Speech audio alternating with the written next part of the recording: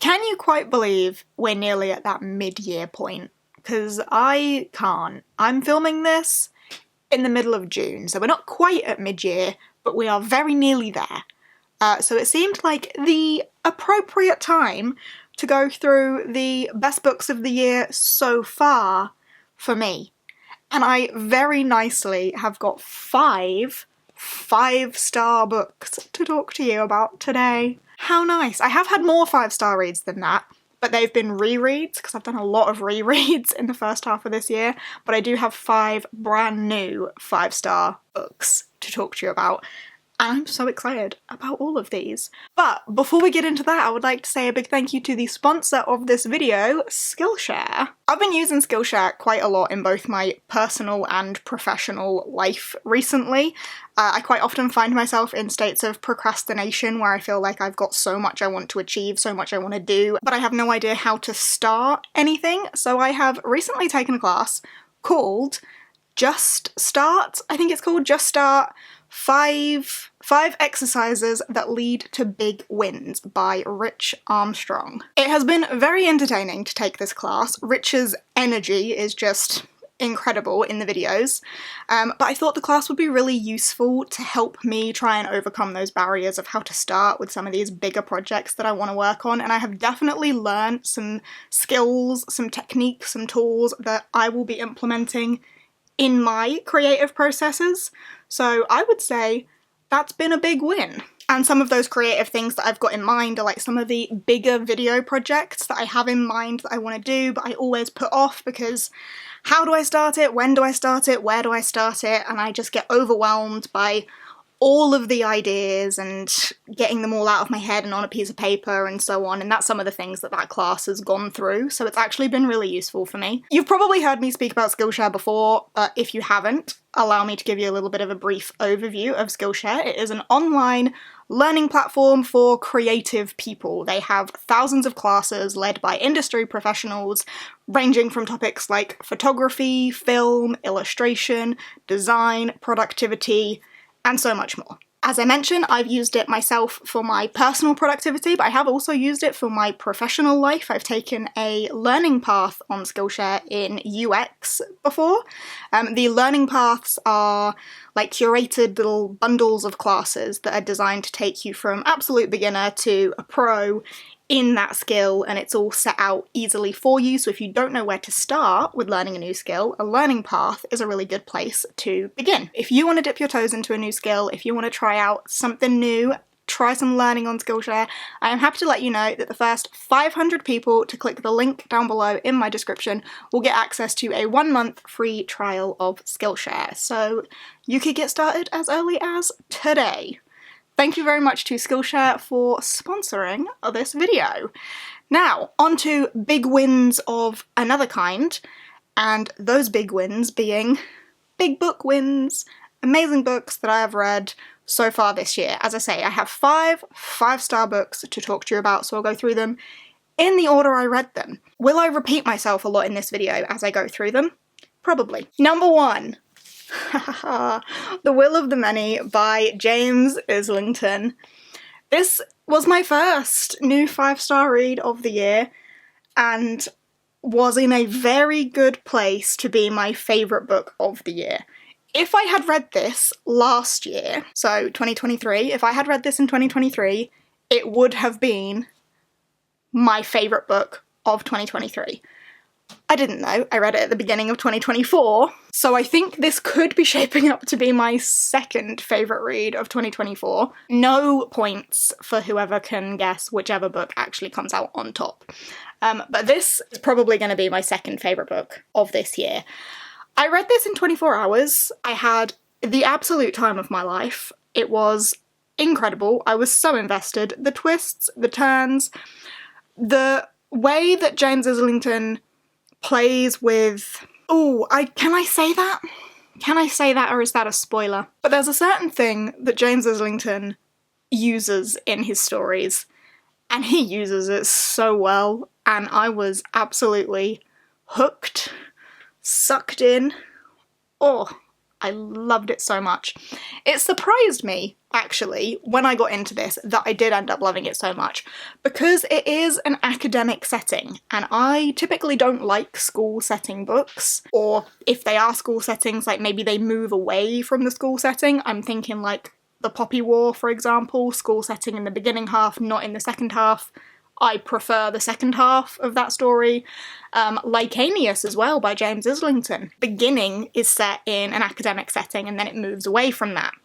Whereas this starts not in the academic setting and then moves into it as our main character enrolls in this fairly prestigious school. And our main character, Viz, is keeping a few secrets.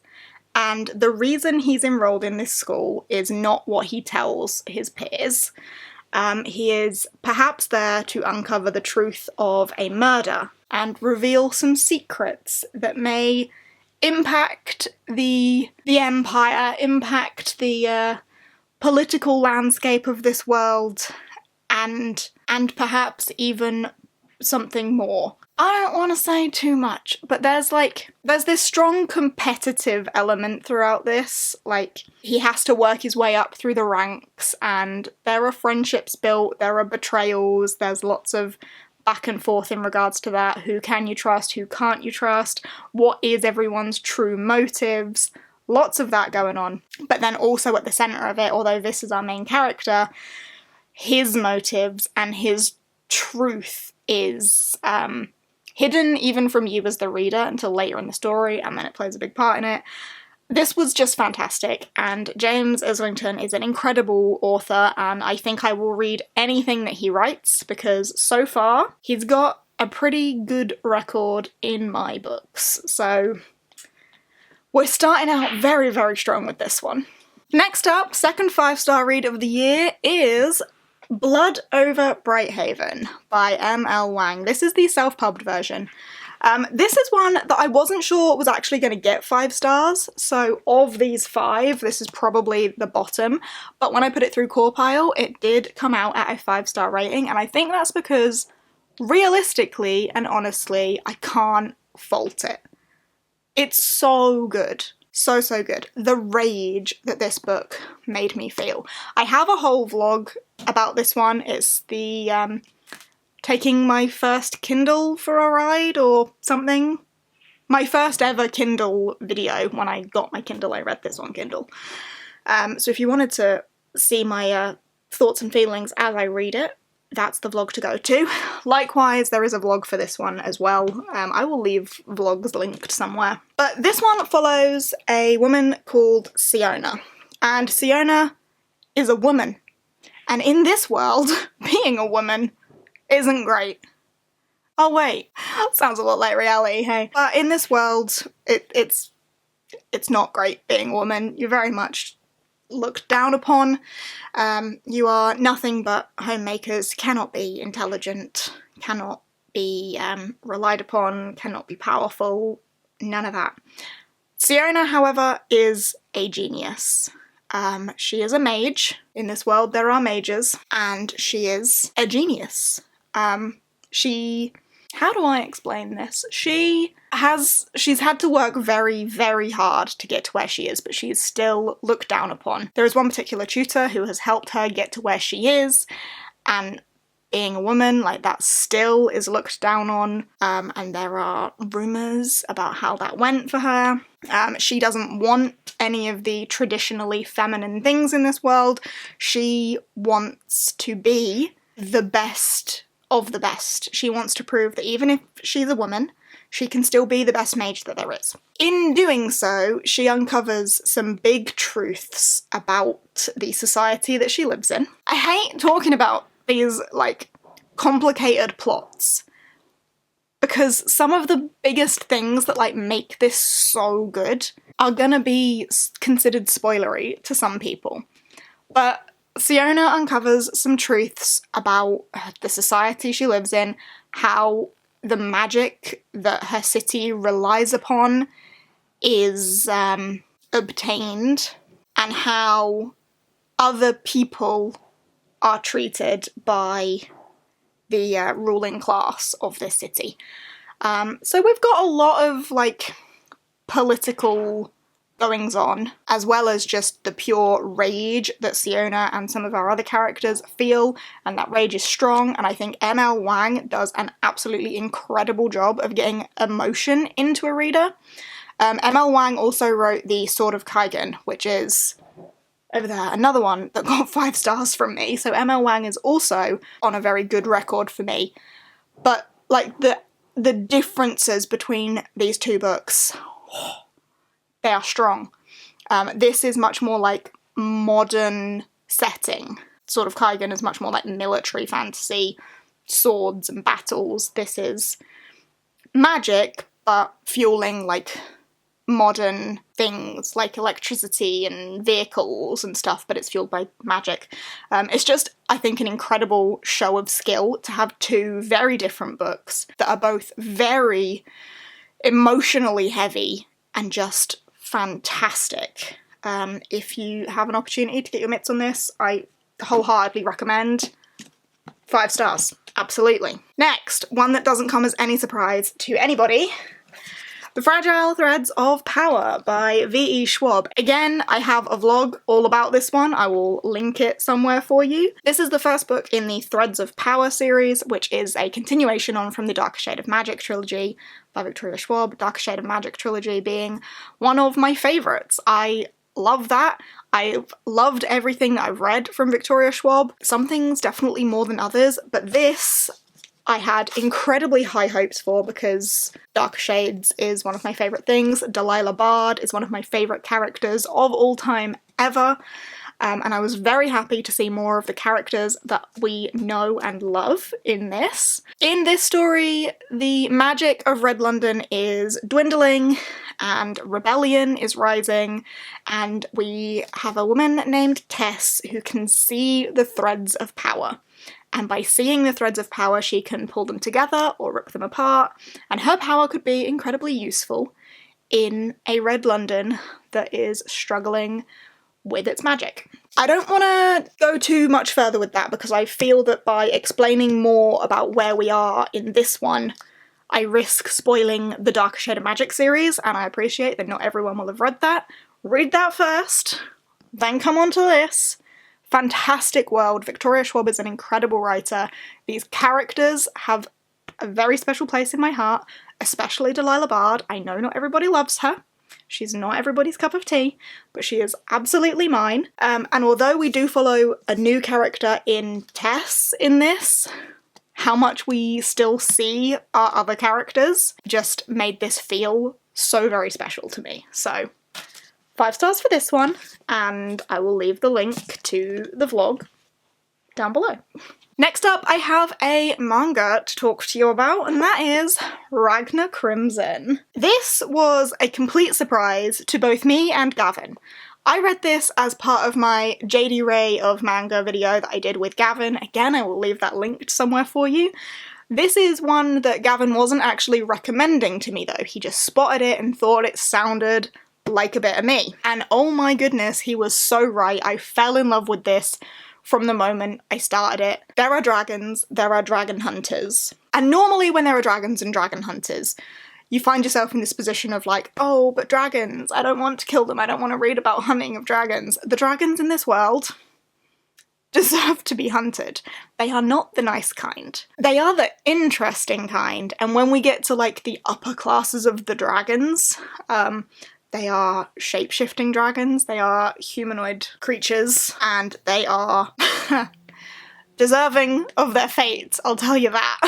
But our main character in this is Ragna, and Ragna starts this story by not being a very strong dragon hunter at all, and in fact he is following around a little girl who is an incredible dragon hunter, and all he wants is to protect her. She is his life. He will do anything to protect her.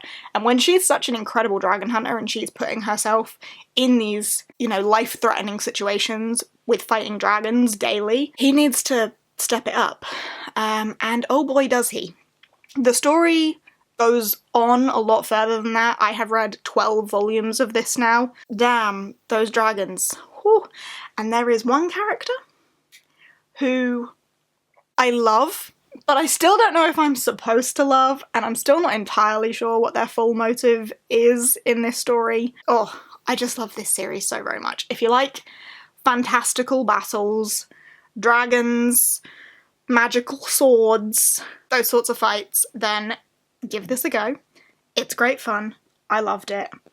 5 stars. And then finally, we have what has become my favourite book of the year so far. As I say, 0 points to anyone for guessing this. It was incredibly obvious, and I had a vlog go up not that long ago about this one being my favourite book of the year, of ever. Just, oh, incredible.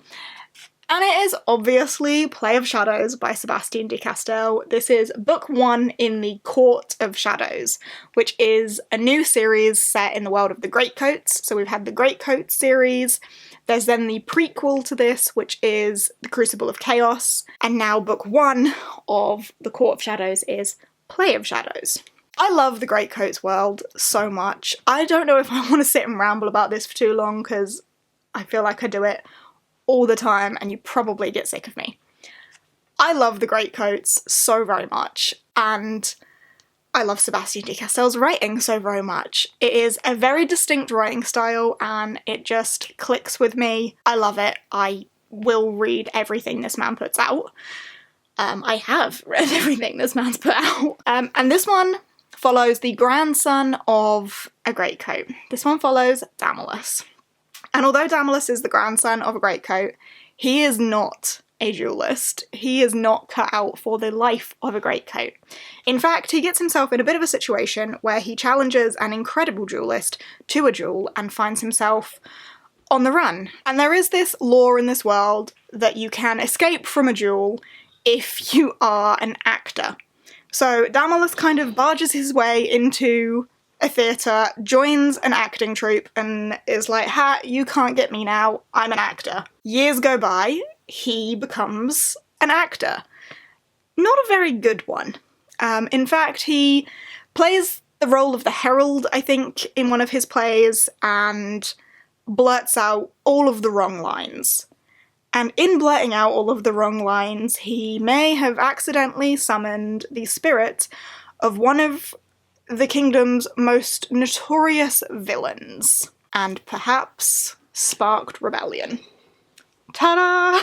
This is incredible. This is a different look at the world of the Greatcoats from the side of the Bardati, the bards, the theatre troupes, the actors, the singers, the musicians, and how, although we've seen the side of valour and we've seen the side of the duels from the original Greatcoats, the Bardati play an enormous role in this world too, as do many of the other orders of people, but we're focusing on the Bardati here, and Damolus and his perhaps newfound ability to summon spirits whilst on stage.